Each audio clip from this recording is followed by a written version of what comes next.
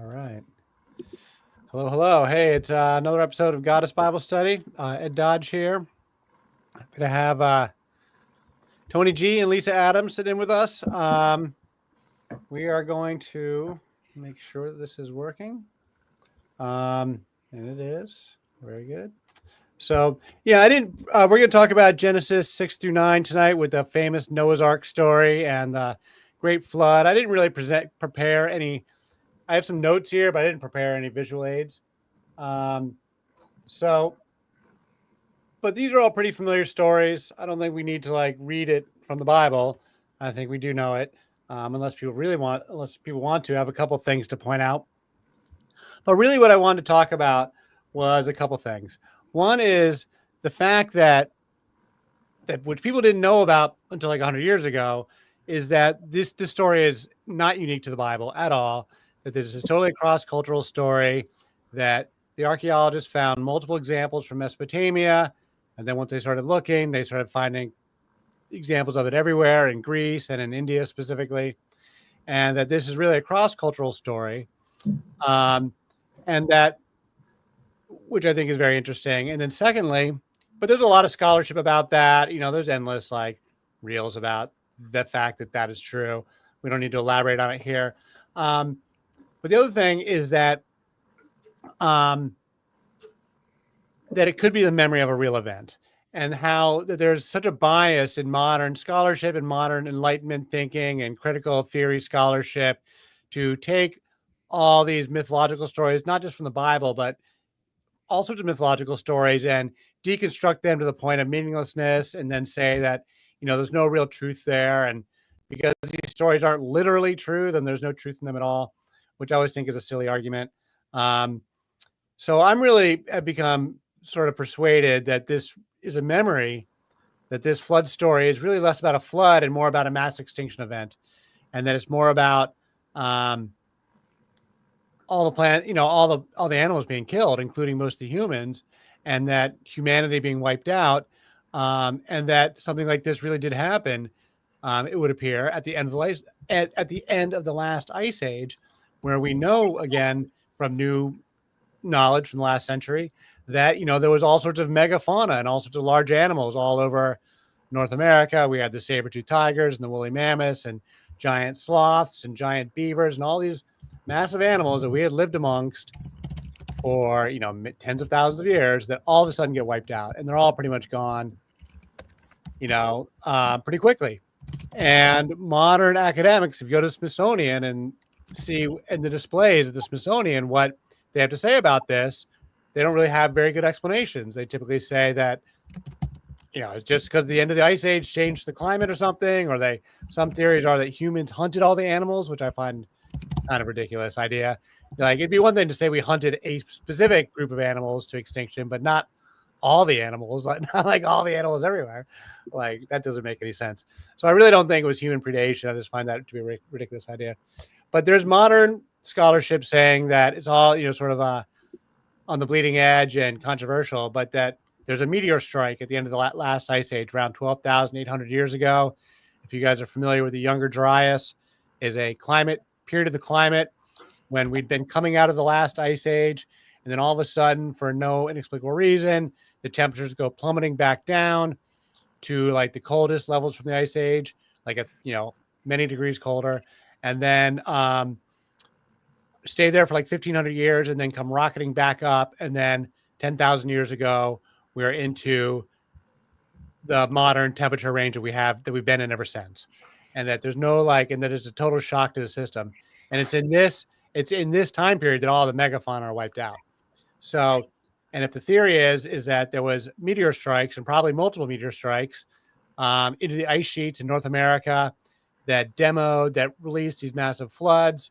And then because the water had already been melting, so there was big ice dams and big pools of water on top of the ice sheets because they'd been melting for a couple thousand years, that if all that was struck by meteors, that would have unleashed torrential floods that would raise the sea levels, 100 feet or something in a day, which would wipe out all the coastal communities all around the world, which would in fact be could be remembered as a giant flood.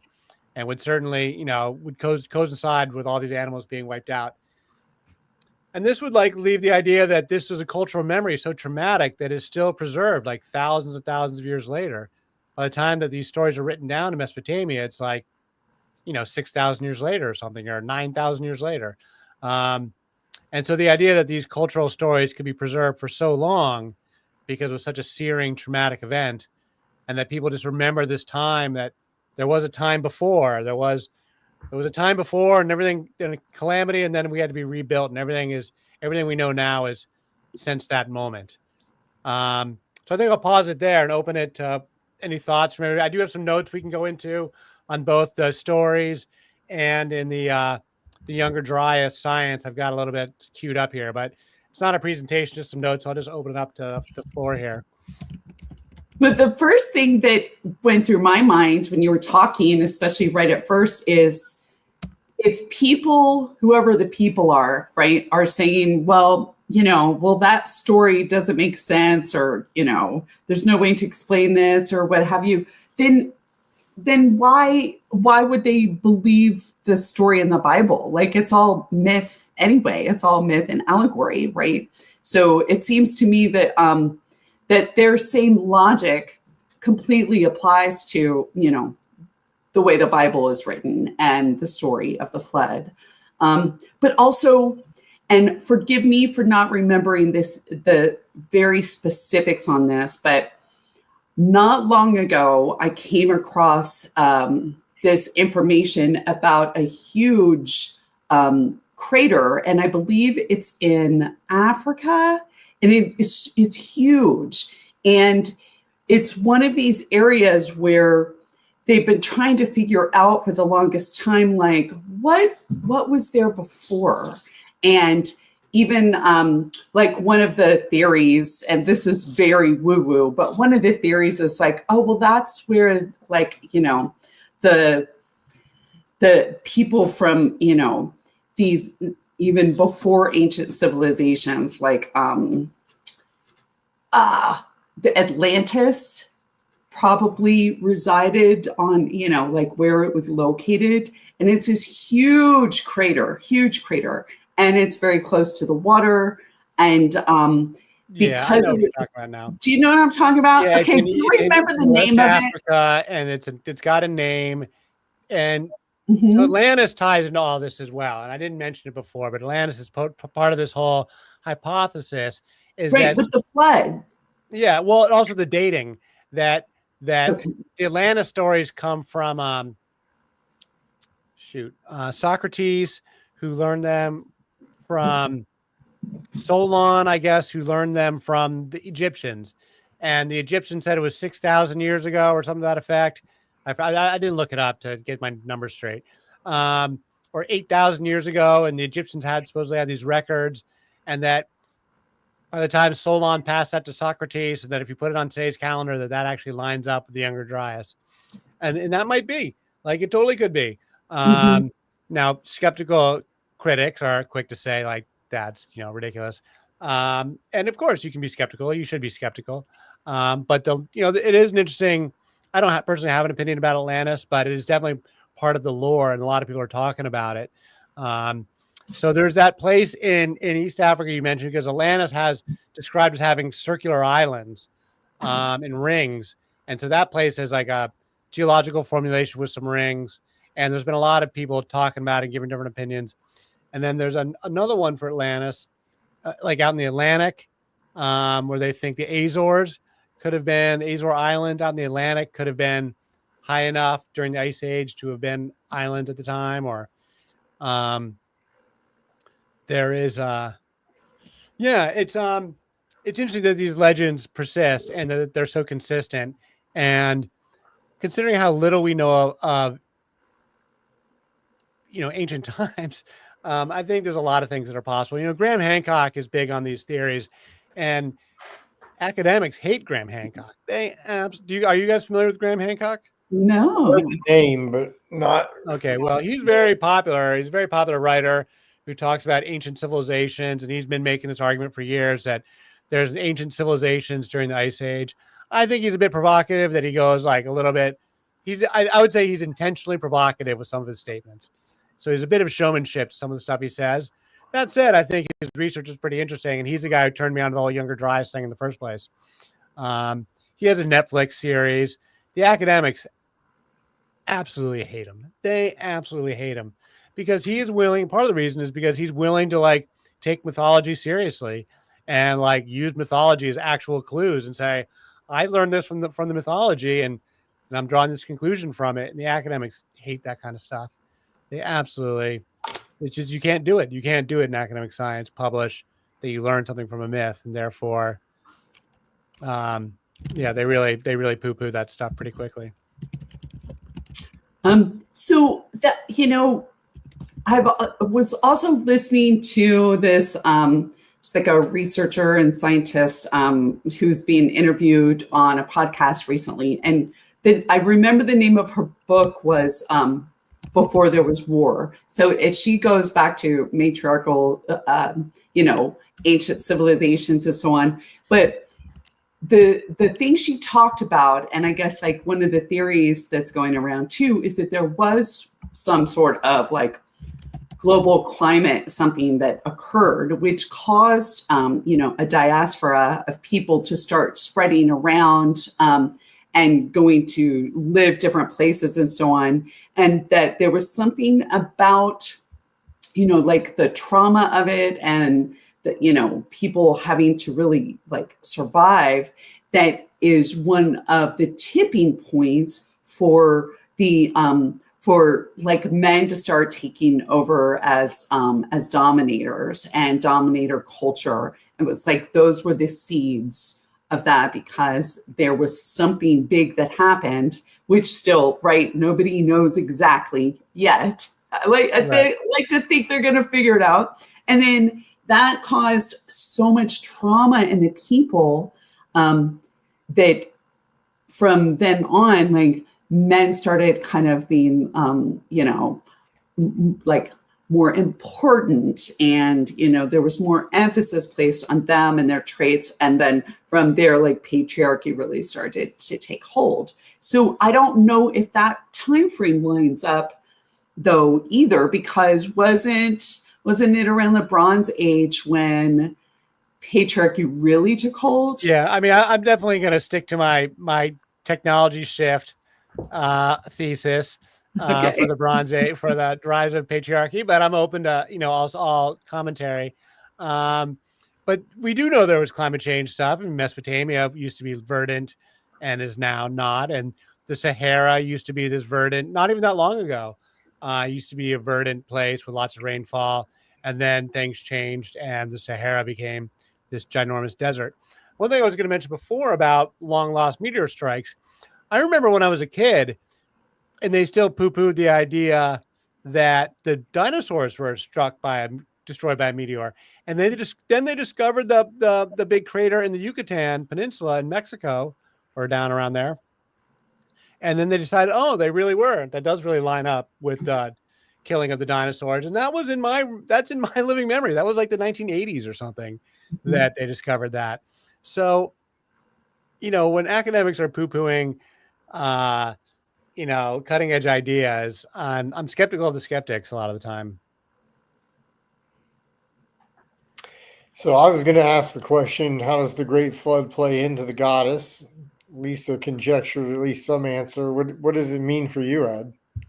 Well, I mean, part of this exercise we're going through is just to go through the Bible. And so this was just the next story in the Bible that was important to get to. And I think it's important in the context of culturally is that all of these comparative myths that we're using from Greeks and everything, they all will use this time period to say, they write their lineages to go back to the flood and before the flood. And whoever's the king wants to establish their lineage. This becomes very common in Mesopotamian mythologies that our kings go back to before the flood, and we've been here since forever. So everyone likes to use this as like a cultural motif. It gets repeated over and over again, and they're doing that in the Bible as well.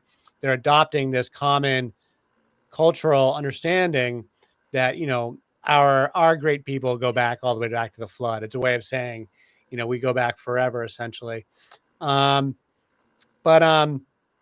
So the goddess, this is one thing where the goddess doesn't really actually have a big part in this particular story. We will typically be focusing on the goddess stories. The main thing, though, is the comparative mythology that establishes that this is part of Mesopotamian literature. So we've got, just as I was talking about before, with 3 versions of creation, with a Sumerian and a Mesopotamian, and then the Bible, where 3 versions of the mother goddess. The first one, where she's the waters. The Sumerian, the oldest one, the mother goddess, is the salt waters, and she's kind. And then in the Iron Age, or in like late Bronze Age, early Iron Age, she goes to the Babylonians, and it's Tiamat, and she's a bad mother goddess that they've got to destroy her. And then the third version is the Bible, where it's they take her name away altogether, and they like sort of denude her even having any character. So I used that previous example in our previous episode when we talked about Genesis 1. And this is a comparable set of literature because the Sumerians also have a flood story where their guy was named Ziusudra, and he was instructed to build an ark by the high gods On, who is El in the Bible, and Enlil, who is the king of the gods. And so he was instructed to build we only have fragments of the story, but we know it's basically the same story, that he's instructed by the gods. He's warned to build this ark. He builds the ark, brings on the animals. He survives, repopulates the earth. And then we get a very, very robust version for the Babylonians in the Epic of Gilgamesh, where that guy is called Utnapishtim, and he's the one who built the ark, him and his wife, and they saved all of humanity. And Gilgamesh, in the Epic of Gilgamesh, is this long, drawn-out, story. And part of the story is he goes to visit Utnapishtim to get the tree of immortality, very similar to the tree of life, very similar to the Garden of Eden. And Utnapishtim gives it to him, but then Gilgamesh loses it on the way home before he gets a chance to eat it. And he's on his way back. Are you familiar with this? He has to swim down to the bottom of the ocean to like retrieve this plant. And then he's walking back home with it after he says goodbye to Utnapishtim. And Gilgamesh decides to stop and take a bath in a creek or in a creek or something. And he puts the flower down, and it gets devoured by a snake that comes along and eats it. And Gilgamesh doesn't get the tree of life of immortality, but the snake keeps it. So all this resonant imagery that was reflected in the Garden of Eden story. And so that's the second version, just as we get the comparable, same culture as Tiamat. And then we get the third one in the Bible where it's Noah, and it's the Hebrew Israelite descendants. But it's in all cases, it's all basically the same story. Another good detail this is a subtle detail for the Bible scholars out there, is that if you really parse apart the Bible version of the story, you see that it's actually 2 stories stitched together. And this is one of the modern Bible scholars now are fully understand that the Bible has lots of authors and that the books have been stitched together from lots of different sources. And whoever did the final editing did this very, very artistic and, an amazing job really of stitching the stories together. Some of it was probably stitched together over time, but we know in the Noah's Ark story, because you get these contradictory details. First, he's told, I'm going to read this now. You are to bring into the ark 2 of all living creatures, male and female, keep them alive with you, 2 of every bird and of every kind of animal and every kind of creature that moves along the ground. So bring 2 along. That is Genesis 6, 19. And then immediately next in Genesis 7, the next chapter, it says, then the Lord said to Noah, go into the ark, you and your whole family, because I have found you righteous in this generation. Take with you 7 pairs of every clean animal, a male and his mate, and 1 pair of every kind of unclean animal, a male and his mate. So you get 2 different versions. One where he says instructions are to take 2, and another one where the instructions are to take 7. And then it goes on to talk about how it rained for 40 days and floods for 40 days. And then it says the waters flooded the earth for 150 days. So there's 2 versions, one where it's 150 days, one where it's 40 days. And one where it's one where it's a pair of every animal, and the other is 7 of every animal. And so you can see there's subtle little details, and it's not as important of a contradiction as you see elsewhere in the Bible. But for the discerning scholar, they have observed that it's clearly 2 different source stories stitched together. And it's one of the pieces of evidence that they like to point to like sort of make that case. Again, I don't think we need to read the Bible, I think everyone's probably familiar with the Noah's Ark story, unless someone has any questions about the details of it. Anyone? We all know this story, right? I'm just going to comment how much I appreciate those like differences and the details, you know, and a lot of the stories, how excuse her, how it, you know, there's like this piece and then there's that piece. And it seems to me that the people that I encounter who are really into the Bible and their, you know, Christian theology and their religion, they're not picking that apart. Right. They don't even question. So when I go to point something like that out to people, they're, oh, well, you know, they just don't even, I'm like, well, doesn't it make sense to like think about that? What do you think that means? they don't want to. But I love it because I feel like there's more beneath the story there. And I'm so glad that we get to dig into that. And I appreciate that, Ed. Yeah. No, I think so too, because I'm so thankful for, like, even though I left the church when I was 18, I'm so thankful for the church I actually went to, because in the Presbyterian church I went to, I was taught very explicitly to not read the Bible literally. Like, we are not evangelicals. The Bible contradicts itself all over the place. It's clearly symbolic wisdom. This is what I was told as a child in Sunday school. Like, read the story to, like, don't worry about, like, that these things, like, that's not a problem that they contradict. It's all symbolic. You know, they didn't use the word mythology, but it was definitely symbolic wisdom literature. And nobody was concerned about details contradicting one another. Just, we were like, yeah, we're past that, you know, as Protestants, and we're not going to worry about that. And we're not evangelicals. We're not Bible thumpers. That's what I was told. So don't be like that. That's like the wrong way to read the Bible. But people are taught that way, and they are taught that it's all in one voice. Moses wrote the Torah and Ezra wrote everything else, and it's just one holistic voice all the way through with no contradictions. And then they're trained to read the Bible in a certain way that, as you say, they just roll right over these contradictions, and they're not looking for them. So even when they're really glaring, they've already just trained their mind to, like, there's so much apologetics out there that has worked out an excuse and an explanation for every line of the text. Like, literally, people have spent centuries on honing their rhetoric and their answer for why every single detail can be explained away, and in this certain, you know, theological presentation. It's really quite remarkable. Witnesses came to my door yesterday.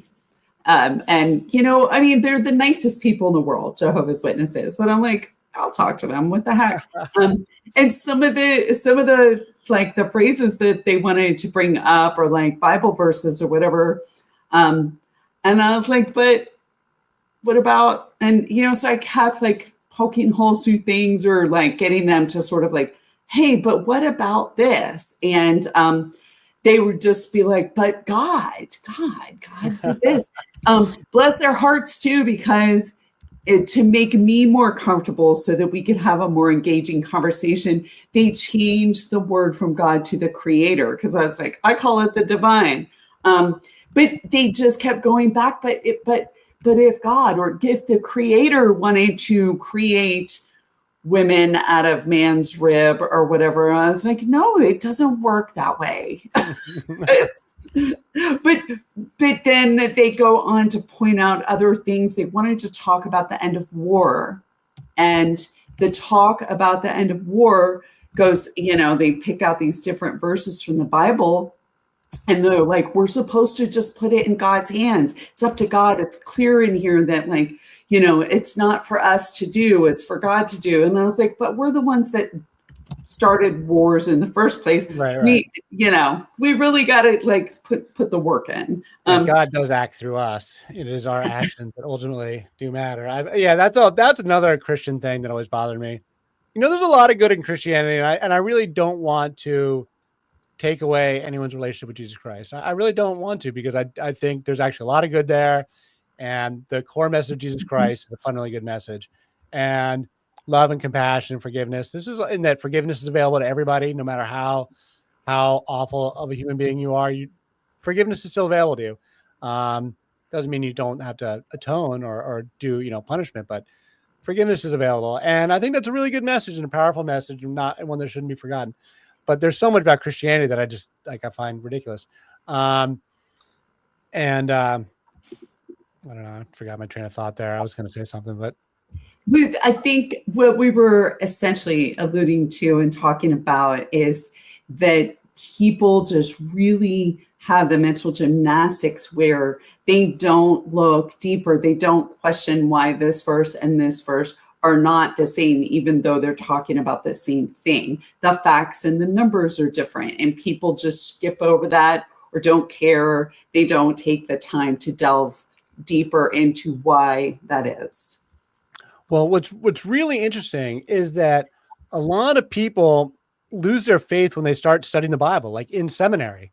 Like it's actually really common for people who are like true blue. I watched this one podcast. I've been trying to get in touch with this guy because I enjoy his content. He's a ex-evangelical, I guess they call themselves, but he was raised, Bible thumper all the way through, went to seminary to be a preacher, and then started studying all this stuff and realizing that it didn't make any sense at all.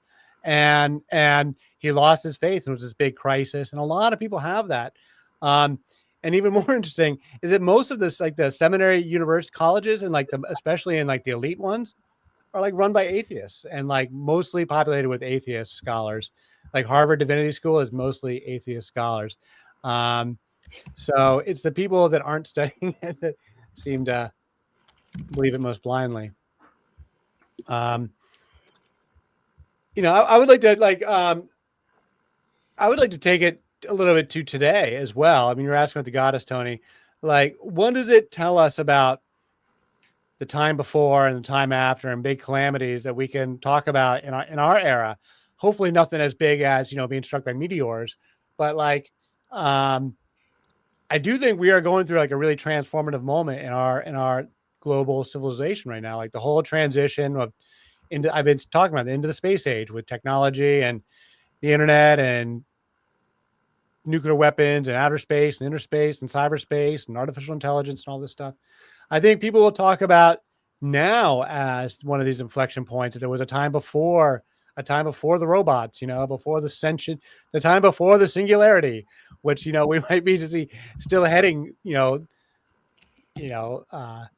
what's his name might be exactly right. They're like in 2040, we have the singularity. And we, consciousness gets fused with the computers and we end up into a whole new era. Because I think the time we're living through now is going to be one of these moments that is remembered. You look around the world today, I think we're seeing one historical moment after another, like in rapid succession. So that's one thing I think about in the context of the flood story. Again, hopefully nothing that dramatic, but I do think we get struck by meteors a lot.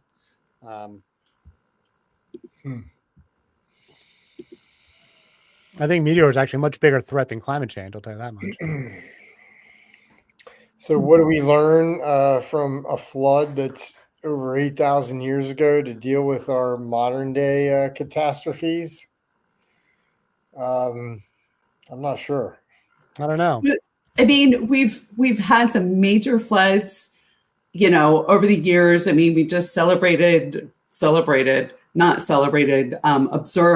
the 20-year anniversary of Katrina in New Orleans. We had Helene almost a year ago. It'll be a year ago on the 27th of this month. Helene was a huge catastrophe for, Asheville, parts of Western North Carolina, whatever. And then there was that flood that happened several months ago down in Texas, and then also in ancient civilization, the Egyptians, they celebrated the flooding of the Nile because their lives and their livelihood, their very survival was dependent upon the spring flooding of the Nile so that they could grow crops and so that they had water and everything. So I think but also ancient Egyptians, they were ready for it, right? They counted on it. They knew it was going to happen. And most years it did, and the years it didn't, it was catastrophic. But they knew how to live with it and make the most of it. And then our modern society is just not really set up, because we have this philosophy that we can control things. And, houses are eroding off of beaches every time there's a storm, or even when there's not a storm. And then we have these floods and earthquakes and things. And, we call those tragedies because of the loss of human life and possessions of property. But when it comes to the earth, I don't think the earth probably considers those things tragic. Yeah, no, it's a terrific point, because so much of what's happening in terms of like damage to like civilization right now from weather events is because we're building cities in bad places. Like Los Angeles is a fire zone. It's been a fire zone for thousands of years. Like, you should expect to have fires if you live in Los Angeles. If you're going to habitate Los Angeles, you should build fireproof homes. And the fact that as a society, we fail to do those kinds of things is, as you said, part of our philosophy that we are, that we're separate from nature. We think we can control nature, that we should control nature, that we do dominate nature.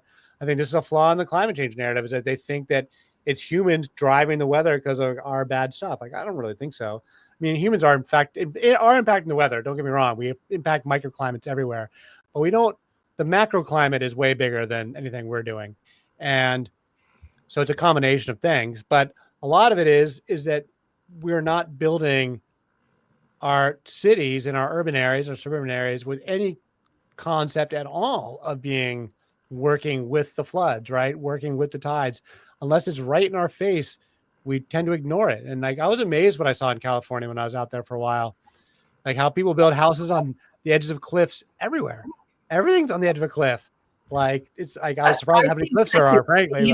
But I think that's insane myself. Like, I just like, how about practicality? How about like, being real and safe? But I'm, Ed, I'm going to tell you, I really feel that this idea that we have all this control and that we can do what the heck we want, even if it's not practical or makes any sense, like building a house on the side of a cliff, so that it can fall into the ocean with the next whatever. But I think that comes from early on in the Bible in Genesis, because the wording makes it such that man is supposed to be in charge of everything and has dominion over it, as opposed to that humans were could have been put on the earth to take care of it. Thank you for saying that. Yeah.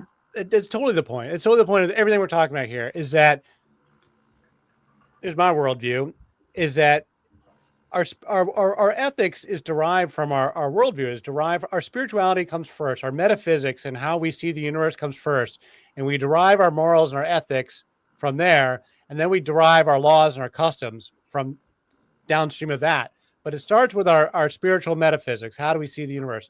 If we see the universe as God created it for man to dominate, and that is the starting point of your entire conception of how the universe is functioned, you're going to derive a moral framework that says, yeah, we go around and dominate nature because that's what we're supposed to do. But if you start with a metaphysics that says, for instance, something totally different, like say the earth is our living, breathing mother, and we are microorganisms in a larger macroorganism, which is a totally different conception of the universe, you're going to draw a different set of morals and ethics from that. And from that, you're going to draw a different set of laws and customs and economics. And you're going to build your business models to a different framework. For example, slavery. We stopped doing slavery, not because it wasn't profitable, but because our moral framework changed. And when our moral framework changed, then we changed our laws to go with that. But it was the moral framework that came first. It wasn't just that some bureaucrat came along and said, you can't have slaves anymore. It was that they had a knockdown, drag out moral argument about it first. And that's where the environmentalism is going to really come in, is in a moral argument and a spiritual argument. And it's until we're never going to get the ecology stuff right until we have a sense of the divine mother. Like, we never will. We are headlong into a disaster until we get smacked up across the head hard enough that collectively, as a global culture, we realize we have to take care of our divine mother, and that we're obligated to take care of Mother Earth. Otherwise, our entire civilization is going to crash. And it's a totally solvable problem. I frankly think that most of our environmental and engineering problems are like 95% of the I'm firmly convinced 95% of our environmental problems, we have solutions at hand already on the shelf today that just needs to be deployed. It's just that we don't think about the problems in the right way. And if we don't think about the problems the right way, then we don't conceptualize the solutions. And it starts with like, we keep thinking we got to dominate everything. And they're like, we're going to solve climate change by throwing a bunch of different chemicals in the air or something like that, you know? We got to surrender a little bit. Why do you think God in the Bible wanted the animals to be saved?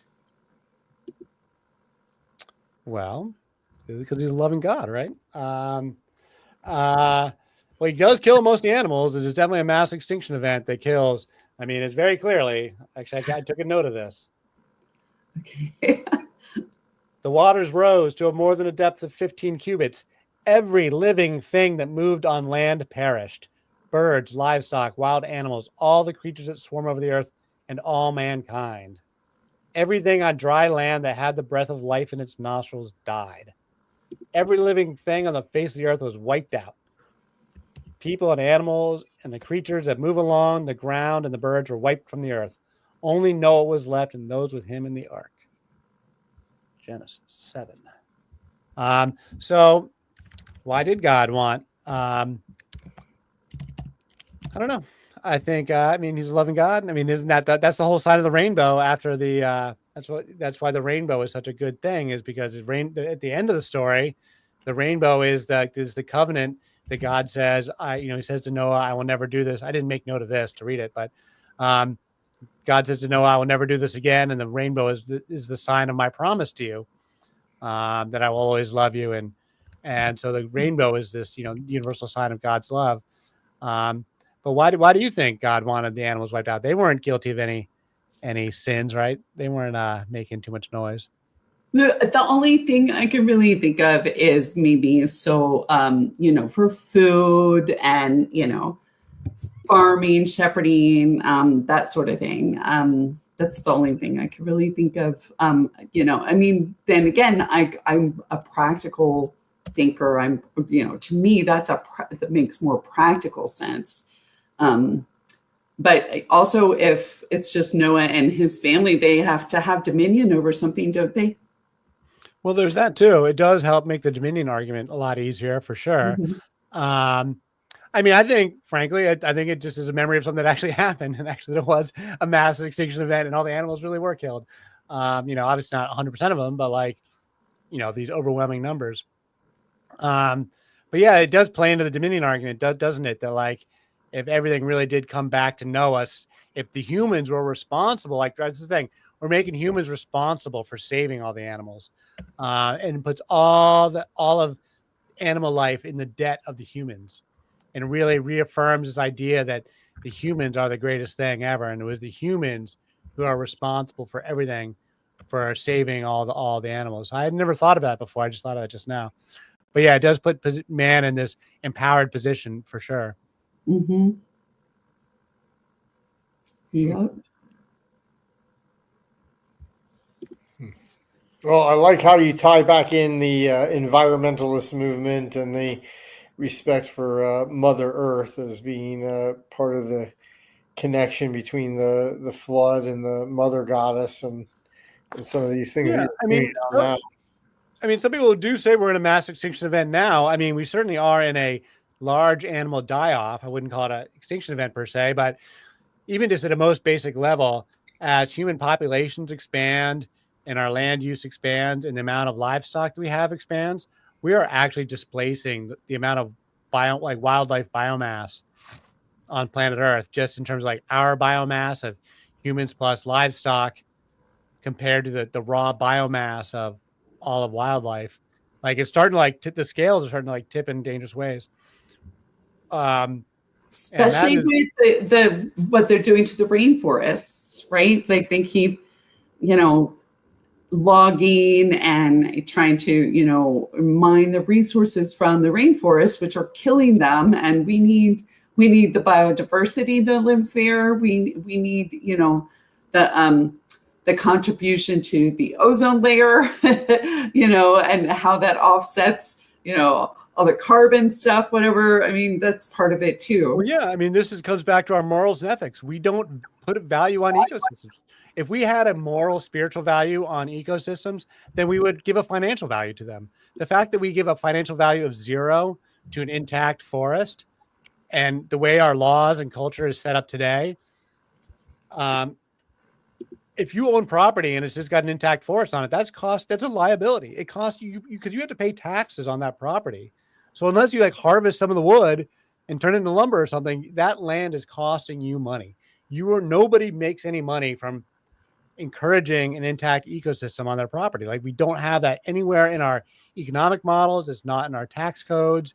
It's not in our property taxes or anything or anywhere.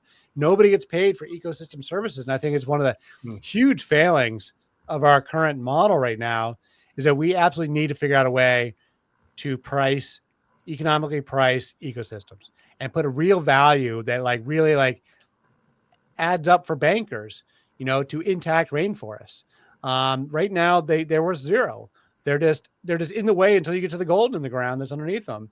And right, they're worth money. They're like them in and of themselves, and what they represent and what they hold isn't of value to the people. They're just resources to be harvested and extracted, beaten and raped, and like everything taken from it. And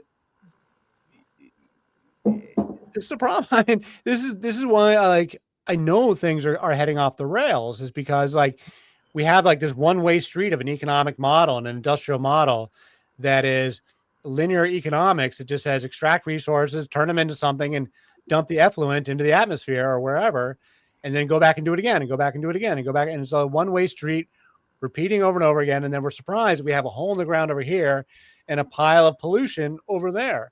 But our entire system is set up to do exactly that. Put holes in the ground and turn them into pollution. Like, that's what we do as a global industrial civilization. We need to figure out a way to circularize it, because nature gives us the model for endless growth. Like, that's what markets want. Markets want endless growth. And the forest or a jungle gives us a model for endless growth. But it does it through circularity and through 0 waste and 0 pollution. And because every output feeds the next input, and there's no holes in the ground over here and piles of pollution over there. And if we could learn that wisdom and incorporate that kind of wisdom into our economic models, then we could have a circular economy that's harmonious with nature. And this is why I want ecological civilization. The reason why I'm doing all this stuff, because I want to take I was into circular economy 10 years ago. And long before I learned about all this mother goddess stuff, and this is what got me hooked, as I was trying to preach a circular economy back in 2014. Nobody was listening to me, or I didn't know how to get the word out.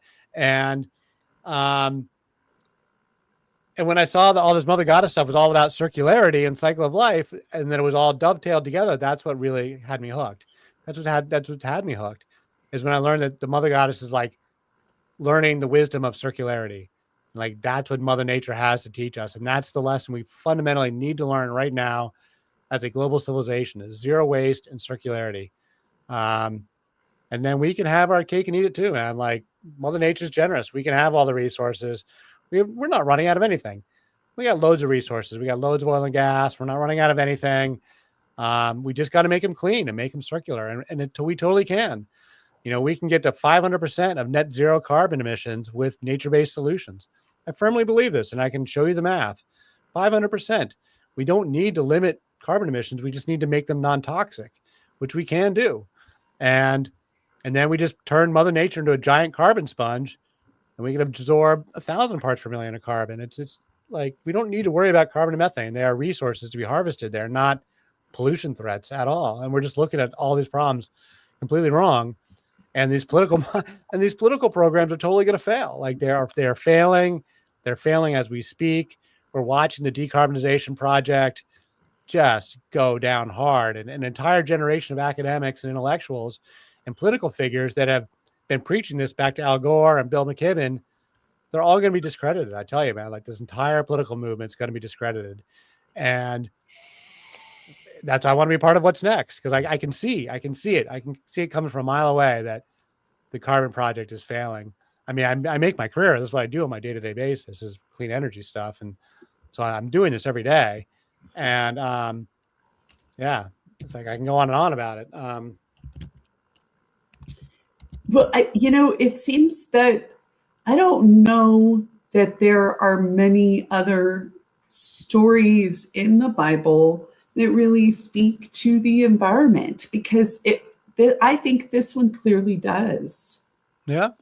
But I mean, I could be wrong, because I'm not like way into the Bible. In my religious studies, I was really focused much more on Eastern philosophy and religion. But I think it's very, here's a pun, natural that we would come around to talking about the environment, given that we're speaking, like delving into Noah's Ark and the flood, the Great Flood. Yeah, it's definitely one of the main. There's like very few. You're right. Very few. I mean, there's Garden of Eden. Man has dominion over the earth. There's the flood story, and then the rest of it's like that they're hostile to farmers. Like there's not much like environmental ethic in anywhere. And I think that it's because culturally they were literally like those were their religious political rivals, were the mother goddess folks, and so they're intentionally de-emphasizing anything having to do with nature. I mean, Asherah is all with these sacred groves, and they spend all their time cutting them down.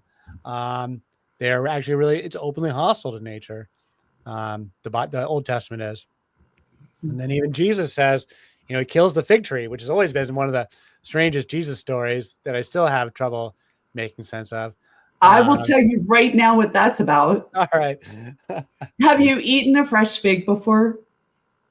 I have a tree in my backyard, and I just visited a fig farmer out in Percival. They're like bonkers, right? They're so good. Okay, so there is nothing like eating a fresh, juicy, ripe fig, but it is one of the many things in nature that is very yonic. It is very feminine. It's like, an aphrodisiac. It represents, feminine genitalia. And so when you cut it open, I was thinking about that. Yeah. Yeah. I mean, so that's what that's about. Why would Jesus really cut that down? I mean, that makes zero sense if we're talking about this human who was very kind and loving and so on. And it seems to me also that if that same human were to come across a fig tree, they'd be picking figs and giving them out to people to make sure that they're fed. Yeah. But that doesn't answer why Jesus cut it down. So what is it another metaphor for? Or nature, yeah, cursing nature, yeah. Nature, yeah. Yeah. Tony, I'm envious of you having your fig tree. I hope you're eating the heck out of some figs. Oh yeah, Ed was here for. I had some the other day. Yeah, they were good. Yeah. Nice. Yeah. But what was even more amazing was going out and finding out that this member of our community is not only a farmer, but he's a fig farmer, and there's 150 varieties of figs. Yeah. On his farm in Percival? Not on his farm, but just in general, there's 150 varieties. I think he's got like 40 varieties or something like that. But I mean, like we ate a fig that was as big as a softball. Wow. And ones that were like small and green, and they were just. I'm a big fan of figs. I grew up, didn't even know what a fig was. I just knew what a fig Newton was. And Same here. I thought it was just a bad cookie. It's like it's an excuse to not have chocolate chip cookies, but it's healthier. Yeah. So, and then eventually I found dried figs, and I was like, wow, those are amazing. But in New York, out in Queens especially, all the Italians have a fig tree in their yard. That was the first time I ever had a fresh fig. So we moved in here to the Woodlark and found out we got fig tree and persimmon trees in the backyard. And it was like, hallelujah. Now we just compete with the crows to make sure we pick the figs before they do. Wow. That's phenomenal. Hmm. Yeah, but it was the fig leaves, that were used as the covering in the Garden of Eden story too. So I kind of Oh, always right. wondered a little bit about that too, like Mhm. why using the fig leaves? Why a fig leaf in particular? Yeah, I don't know. I don't have an explanation for that. Hmm. Well, fig leaves are pretty tough, right? And they're a little fuzzy. I don't know if they're fuzzy. They're definitely big and they're definitely solid. Yeah. Maybe the I first mean, yeah, leaves why leave you're together. right though, Tony. Why fig leaves? Especially since the fig definitely does have a feminine kind of goddess appeal to it, fruit and all those things. So I was pondering that over the last week. Hmm. All right. Well, I think on that note, we could probably wrap it up unless anyone has any closeout stuff they want to discuss.